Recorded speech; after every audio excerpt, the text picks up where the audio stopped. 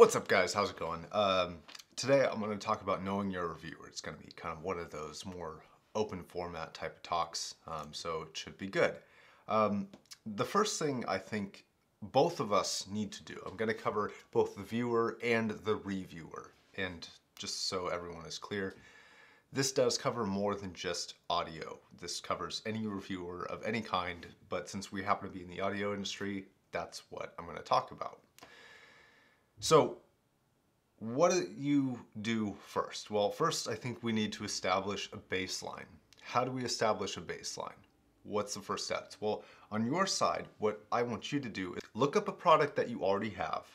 Look up the reviewer that you are trying to find as well. So let's say Joshua Valor SHP 9500s, or that's coming out later. Don't look that one up. The only video you'll find on that one is a really old one. I think it's like the only one, or the first one on this channel. And it was rough. But let's just say M1060s, right? Just Joshua Valor M1060s. Let's say you have M1060s.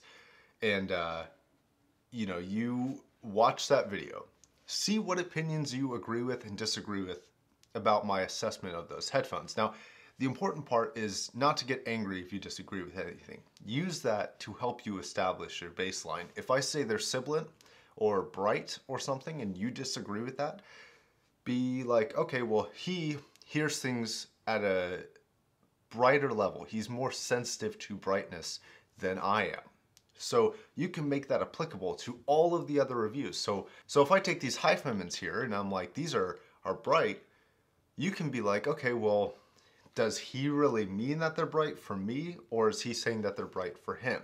And the answer may be different. And that allows you to have a much better understanding of what any particular reviewer can mean. And another factor is, what do they mean? And by that I mean, how are they judging it? Am I judging something based off of price or the performance alone? What are my measurements for reviewing? Now, a perfect example, and I'm going to use this as kind of my featured guest. This is the Vanatu T0. I have a review coming out for this Friday. I kind of want to promote that a little bit because speaker reviews don't do as well as headphone reviews, but check this review out. It's pretty awesome. If I say something about this, how would I personally judge this? And how would you tell how they're judging? Well, one, if they don't say it, they can ask. But usually you can catch like a phrase or two here that will kind of tell you. So when I say that these are $360, you're probably looking at this being like, this is $360 because it's small. It doesn't look that impressive. But if I say the sound hits well above the price, I will resume this when they stop doing yard work. Bastards. Okay. All right, it looks like they stopped. For now. We'll see.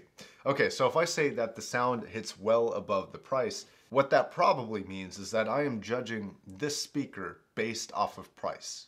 Now, as a good reviewer I should help establish your baseline. So if I say SHP 9500s are great, what are they great for? Are they great compared to the Sennheiser Orpheus? Or are they great for $75? Are these great compared to, I don't know, like the Infinity IRS speakers? No, they're not. They're not anywhere near that caliber. But are they great for $360? Yeah, they really, really, really are. So another thing that reviewers have to do and you have to listen for is the establishment of other factors that play into whether something is worth it. Now, my general layout for a review and a lot of other reviewers tends to be, let's stick with audio here to make it simple. Build goes first, then you talk about sound. Sometimes you throw power in there. I tend to throw power in there usually before sound or part of sound. And then your conclusion. And that's generally the three-part layout to a review. So you as a viewer have to look at the end result, have to look at the conclusion and see, what am I conglomerating together to get to that conclusion? Am I only talking about sound? Because if I were to talk about sound on this, is it worth $360? Yeah, I mean, the sound alone is worth that money, I would say.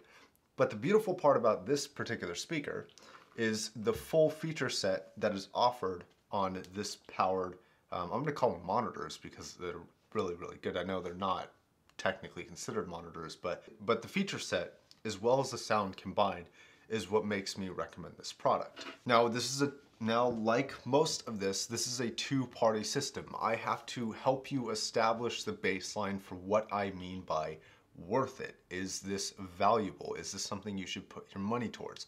I have to help you come to that conclusion, and you have to purposefully go out and seek that conclusion from what I mean by your existing baseline. Now, another factor is, what are our roles in this? What is your role? What is my role? Let's cover your role first.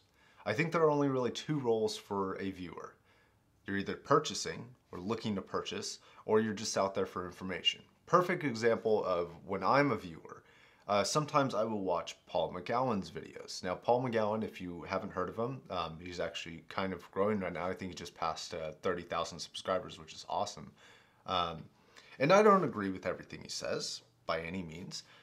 He's the owner of a high-fidelity audio company called PS Audio. You've probably heard of them. They're pretty prevalent in the industry. And I don't agree with everything he says, but he has a lot more knowledge in certain areas than I do.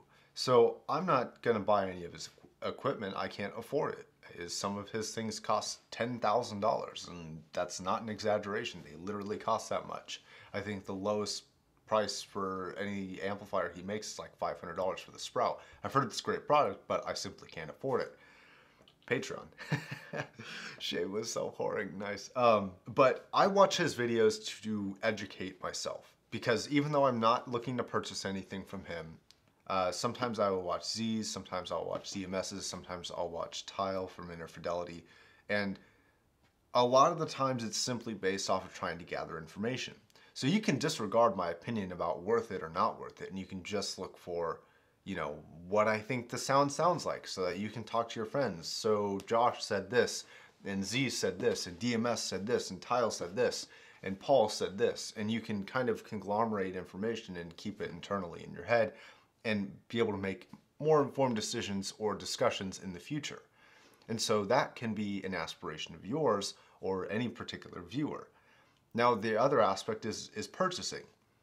If you care about my opinion, if you like truly follow this channel, you didn't just happen to fall on that video, if you are a new coming viewer, odds are you're going to jump from mine to another review, to another review, to another review, finally click that Amazon link and then go purchase the item possibly. But if you really care about my opinion, or any viewer or any reviewer's opinion, you will really have to take stock in what they say. If I say this transparent zero is worth $360, and you truly believe me, you have assessed my assessment of the sound, you've assessed my assessment of the feature set and my past history with whatever it is that established your baseline for you, whatever you determine to be the baseline of what I judge a speaker or a headphone by, and you decide that you agree with it, that's a perfect situation.